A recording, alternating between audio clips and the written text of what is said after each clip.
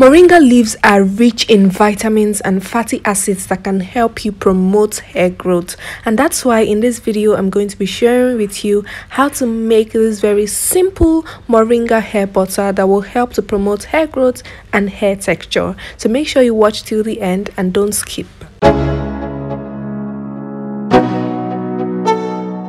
To make our moringa hair butter, of course, we're going to be needing some moringa leaves. These are fresh moringa leaves, and we're going to be using this to make our hair butter. So the first step is to dry this moringa leaves. We're going to sun dry it until everything is completely dried.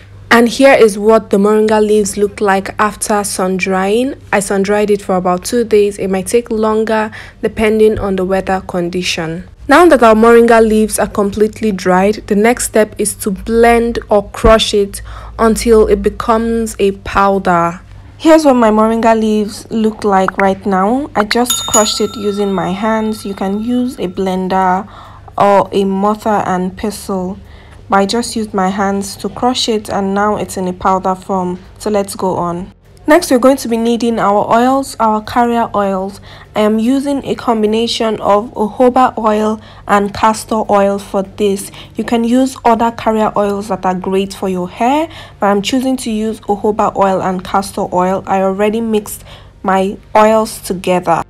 So right now we are going to be adding the other ingredients into this oil, and the first ingredient we are adding is shea butter.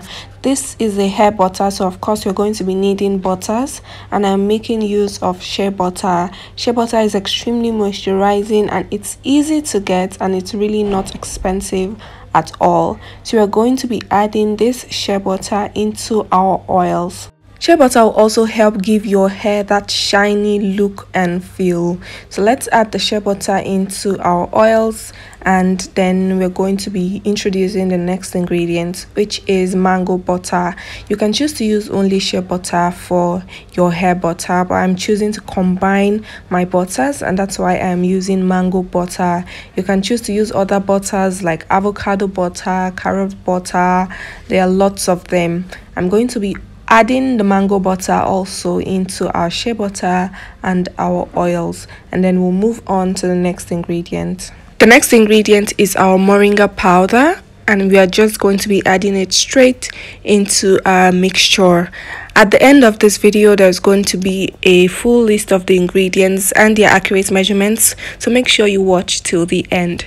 So I'm just going to give this a good mix, and then the next step is to heat this up using the double boiling method. So we're going to drop this in a pot of boiling water, and then the heat from the water is going to help us dissolve our butters and also infuse the moringa in our oils. So we are trying to get all the goodness of the moringa into our hair butter.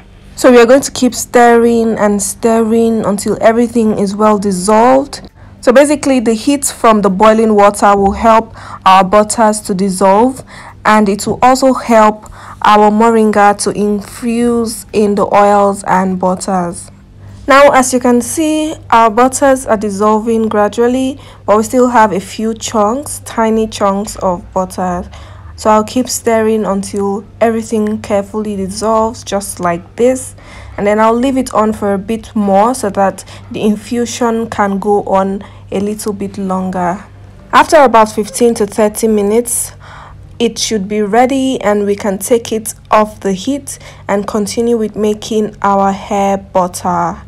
Now this is what it looks like. Our oil and butters are well infused, and now it is time to strain it to get rid of the moringa powder. So I'm going to use my sieve and carefully strain it so that we can get rid of the chaff of the moringa powder. If you like, you can make your hair butter without sieving it, but that means you will have some of the chunks of moringa powder on your hair whenever you apply the hair butter. But if you don't want the moringa powders in your hair butter, then it's best that you strain it just like I am doing. So we're going to strain everything, and here is what it looks like after straining. You can strain it twice or even 3 times to get rid of all the moringa powder. Now I left this for about 10 minutes to cool, and then we're going to add some things into it. First, I'm adding in my fragrance. You can use any fragrance that you like or essential oil, or you can choose to not add any. And then next we're going to add our vitamin E oil into our hair butter. This will help to keep our hair butter from oxidating.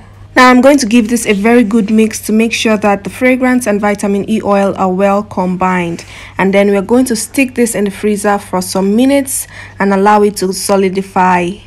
After about 30 minutes in the freezer, here is what it looks like, and it's time to whip. So I'm going to use my electric hand mixer and whip the hair butter gently until we have this fluffy and nice consistency. You don't want to whip on high speed, just whip on low speed for a while until everything is fluffy and nice. This should take you about 10 minutes to complete, but if you are making a larger size, then it might take you more time. Now here is what our hair butter is looking like. It is fluffy and creamy. I didn't add any preservative into this since I did not add any water. If you like, you can add a preservative into yours. And here is the full recipe as promised.